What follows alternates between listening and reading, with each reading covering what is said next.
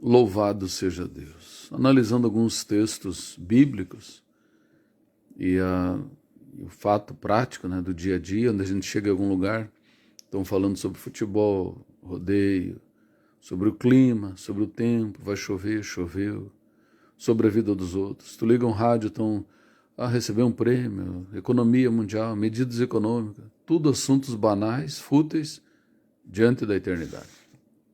E o ser humano deveria estar estudando a Bíblia, buscando conhecimento. Veja bem o que diz aqui, 1 Timóteo 2:4. Deus quer que todos sejam salvos e conheçam plenamente a verdade. E a Bíblia diz que Jesus Cristo é o caminho, a verdade e a vida. Ou seja, Deus quer que todos sejam salvos através de Cristo, que é a verdade, o Filho de Deus que foi morto por nós, que se entregou, que deu a sua vida por nós. Isso é um assunto relevante, a eternidade.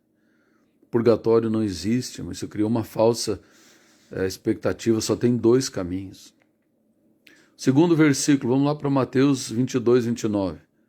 Errais não conhecendo as Escrituras nem o poder de Deus. Ou seja, o ser humano erra. O mundo aí diz todos são filhos de Deus. A Bíblia diz todos que receberam a Cristo tornaram-se, né? Deus deu-lhes o poder de se tornar filho de Deus.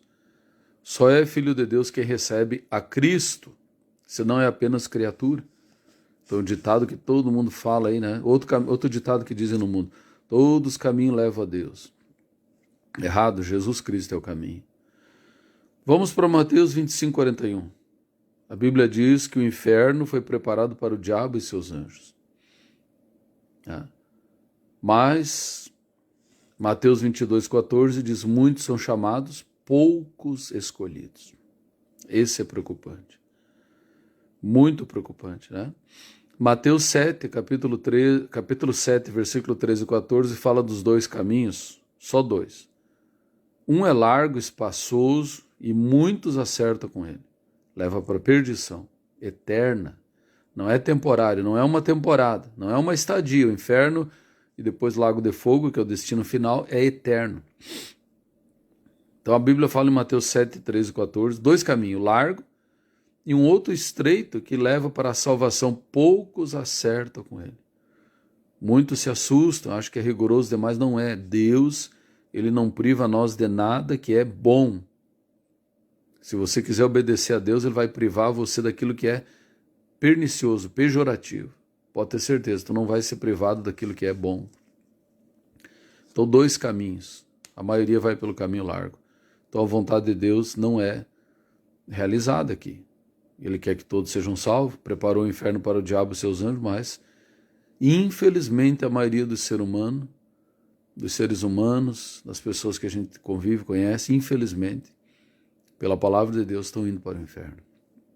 Deus queira livrar, Deus queira agir, permitir algo que mude essa situação, né? Mas na Bíblia está escrito, né, irmãos? E a realidade é essa.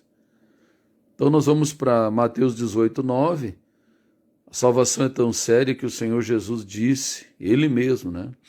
Se o teu olho direito te escandalizar, arranca-o e lança para longe de ti. Melhor te é entrar no reino de Deus sem um olho do que ir com os dois olhos para o inferno, onde há choro e ranger de dentes, onde o verme come e nunca morre, o fogo queima e nunca se apaga.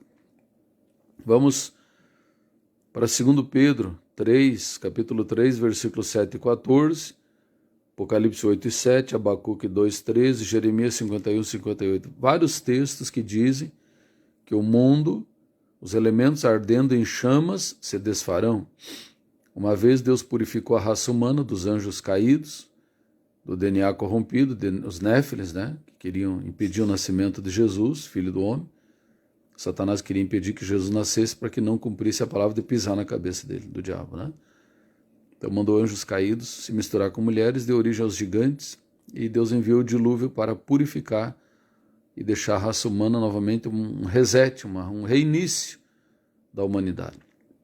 Só que a Bíblia diz que esse primeiro juízo foi pela água e o segundo será pelo fogo. Então a Bíblia diz, Jeremias 51, 58, que as nações trabalham para o fogo. A Bíblia diz que o homem tesoura para o fogo. Então, diante de tudo isso, esses assuntos são relevantes. Deveria se estar discutindo isso, analisando, estudando, buscando, porque a Bíblia diz: aquele que busca, acha, encontra. Mas não, falam assuntos banais, coisas supérfluas, fofocas, diz que me diz que, falam de tanta bobagem, a roda dos escarnecedores. E de repente só se ouve a notícia: o fulano morreu, o outro se foi. Para onde que foi essa alma? Então a nossa sociedade está doentia, não é de hoje. Ao invés de buscar o que realmente interessa, na fonte da palavra de Deus, buscar o verdadeiro conhecimento. A Bíblia está dizendo, Mateus 22, 29, errais não conhecendo as Escrituras nem o poder de Deus. É uma vergonha. Nós teríamos que reconhecer que a humanidade está errada, não conhecendo as Escrituras, porque não conhece. Ou conhece superficialmente, vem com aquela história, Pedro, a chave do céu, isso é bobagem. Que a igreja está edificada sobre Pedro, o pronome esta, se refere a mais próximo de quem fala. Quando Jesus disse: sobre esta pedra edificarei minha igreja, se referia a ele. Esta se refere a quem está mais próximo de quem fala, e Jesus estava falando. Então ele é a pedra angular, pedra de esquina, a pedra principal da igreja. A igreja verdadeira está edificada sobre Cristo, a falsa sobre Pedro. Pedro era um homem falho, embora se converteu, mas é homem. Jesus não, Jesus é a pedra angular, a rocha, pedra principal. Então vejamos o engano deste mundo. Morre alguém, publicam lá nas redes sociais que virou anjinho, virou estrela, vai interceder por nós, vai reencarnar.